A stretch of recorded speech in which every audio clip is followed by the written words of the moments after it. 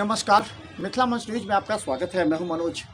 हम बता दें, दरभंगा में इंटरमीडिएट की परीक्षा प्रारंभ हो चुकी है और इंटरमीडिएट की परीक्षा के पहले दिन फिजिक्स की परीक्षा थी, जो सबसे टफ विषय होता है। और दरभंगा डीएम और एसएसपी ने निरीक्षण कर 3 परीक्षा केंद्रों से 3 परीक्षा बता दें, 9 महीने कोरोना संक्रमण से उभरे परीक्षार्थियों के संकट है कि किस तरह उन्होंने परीक्षा दिया। हमारे साथ सिग्मा और फिजिक्स के हमारे साथ वरीय विशिष्ट और अनुभवी शिक्षक हैं डॉक्टर विजेंद्र मोहन। विजेंद्र जी, आपका स्वागत है।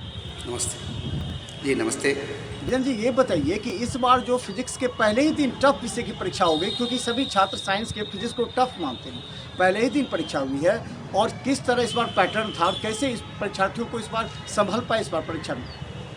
जी।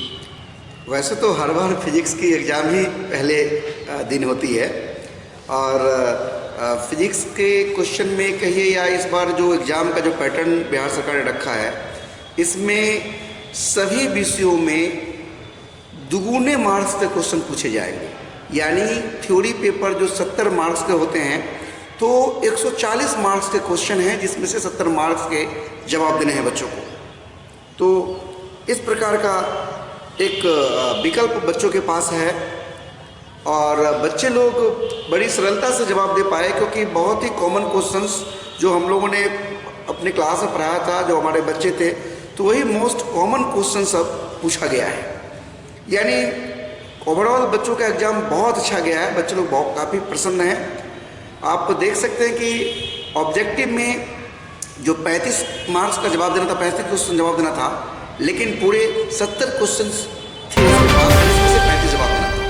शॉर्ट आंसर क्वेश्चन जो कि 10 क्वेश्चन थे, 20 क्वेश्चन थे, जिसमें से कि 10 ही जवाब देने थे, और लॉन्ग क्वेश्चन 6 थे, जिसमें 3 ही जवाब देने थे। यानी बच्चों के पास विकल्प बहुत था, और यूँ कहें कि बिहार सरकार ने कहीं ना कहीं 50% सिलेबस कर दिया था, ऐसा आप कह सकते हैं। और उसी में से जो बच्चे 50% पढ़ के गए होंगे, वो भी बहुत अच्छा किए होंगे। अच्छा विजेंद्र जी, एक सवाल ये भी था कि आपने भी छात्रों को ऑनलाइन पढ़ाया होगा छात्रों को, तब ये परीक्षा आपके परीक्षार्थी बेहतर कर पाए थे, आपके स्टूडेंट। तो किस तरह आपने इस कोरोना संक्रमण के दौरान ऑनलाइन पढ़ाया, और कितने प्रश्न जो आपने इम्पोर्टेंट बताए थे, उनमें से कितने प्रश्न पूछे गए इनसे? जी, सच तो ये है कि सारे के सारे सवाल मिले, क्योंकि सब क्वेश्चंस कॉमन क्वेश्चंस थे, और जो प्रायः पूछे जाते हैं, क्वेश्चन बैंक्स में रिपीट होते हैं, ऐसे ही क्वेश्चंस थे। यानी ऐसे क्वेश्चनों को टीचर तो हर हाल में पढ़ाते हैं। हम लोगों ने हालांकि पूरे सिलेबस को एलिब्रेट करके पढ़ाया था।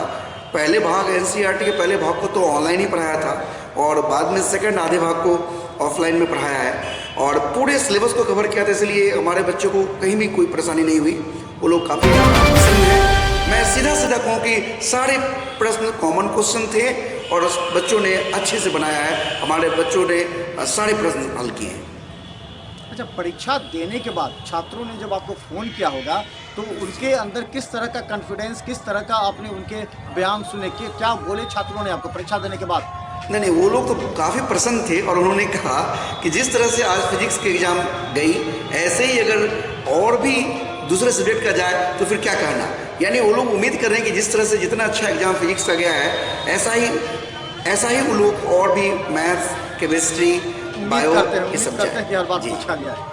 ये तो कोरोना संक्रमण को लेकर के विशेष राहत थी छात्रों को। लेकिन एक चीज़ विजेंद्र जी, कि अब जो परीक्षा देने के बाद छात्रों के सामने भविष्य का कैरियर का आता है इंजीनियरिंग एग्जामिनेशन, जबकि जेईई नीट के एग्जामिनेशन होंगे, मेडिकल के एग्जामिनेशन होंगे, तो ऐसे छात्रों को तो पूरी तरह आधार कमज़ोर हो चुका है 12th में, तो कैसे वो पूरा कर पाएंगे? किस तरह विधि होगी इसकी? इंजीनियरिंग में भी क्या आसान क्वेश्चन पूछे जाएंगे? जी। सबसे पहले तो ये कह दें कि वास्तव में शिक्षा का मतलब या पढ़ने का मतलब ये नहीं कि कोचिंग करें। मैं तो कोचिंग को सेकेंडरी मानता हूँ, और प्राइमरी सेल्फ स्टडी को मानता हूँ। और जो भी अच्छे कंसस छात्र हैं, जो जिनको अपने फ्यूचर का ज़्यादा फिक्र होता है, वो लोग निश्चित तौर पर कोरोना काल में भी सेल्फ स्टडी बहुत अच्छे से किए होंगे, अपने संबंधित शिक्षकों के संपर्क में रहे होंगे। हमारे भी कई छात्र हैं जो हमारे संपर्क में लगातार रहे, हमारे ऑनलाइन क्लास में जुड़े रहे, और बीच बीच में प्रश्न पूछते रहे, ऑनलाइन क्लास के जरिए भी, व्हाट्सएप के जरिए भी।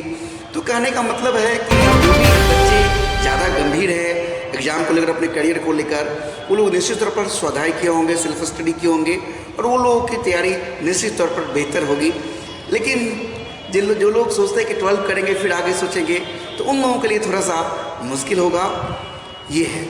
हाँ, ये भी बात चुनौती होगा। अब एक बड़ा इंजीनियरिंग का परीक्षा अब 2 महीने 3 महीने में होने वाले हैं, तो इस चुनौती भरे परीक्षा को किस तरह आप अपने छात्रों को, जो आपके यहाँ ट्यूशन पढ़ते हैं या जो भी छात्र इंजीनियरिंग की परीक्षा देना चाहते हैं, उसके लिए क्या संदेश देंगे, कैसे उसकी तैयारी करा पाएंगे आप? जी, अब जो एग्ज़ाम बोर्ड की जब ख़त्म हो जाती है, 12वीं की एग्ज़ाम ख़त्म हो जाती है, तो हम लोग ऐसा प्रयास करेंगे और बच्चे लोगों से भी कहना चाहेंगे कि एग्ज़ाम के बाद वो घर जाकर अपना टाइम एक्सपेंड ना करें, वो तुरंत जेईई या नीट की तैयारी में लग जाए, वो संबंधित विषयों के शिक्षक से जुड़े और उस सब्जेक्ट में जुड़ करके जो भी उस सब्जेक्ट में पूछे गए क्वेश्चन जो प्रीवियस ईयर्स में हैं जेईई नीट में, उसके प्रश्न पत्रों को बनाएं, क्वेश्चन बैंक को प्रैक्टिस करें, टीचर से हेल्प ले। हम लोग भी ऐसा एक बैच बनाएंगे जिसमें कि बच्चों को संबंधित सब्जेक्ट से यानी फिजिक्स से नीट या जेईई का क्वेश्चन पेपर जो प्रीवियस ईयर में पूछे गए हैं उन्हें सॉल्व करवाएंगे, प्रैक्टिस करवाएंगे। यही एकमात्र रास्ता इस कम से कम समय में बच गया है।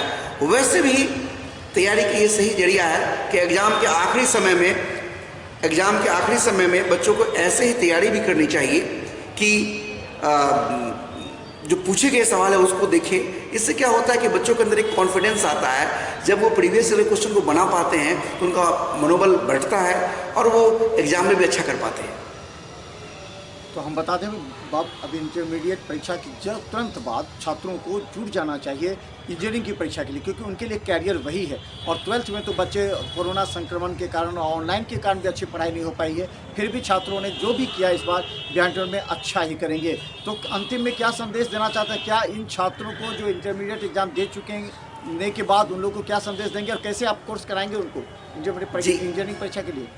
जी, मैं एक फिजिक्स के शिक्षक होने के नाते बच्चों को बस यही सलाह दूंगा कि आप घबराएं नहीं, धैर्य बना कर रखें, 12वीं एग्ज़ाम अच्छे से दें और एग्ज़ाम के तुरंत बाद आप संपर्क करें, मिलें। और मैंने जो कहा कि आप क्वेश्चन बैंक्स, अगर आप सेल्फ स्टडी करते हैं तो क्वेश्चन बैंक प्रैक्टिस करें घर पर खुद से, नहीं जहाँ जो दिक्कत हो संबंधित विषयों के शिक्षक से मिलें।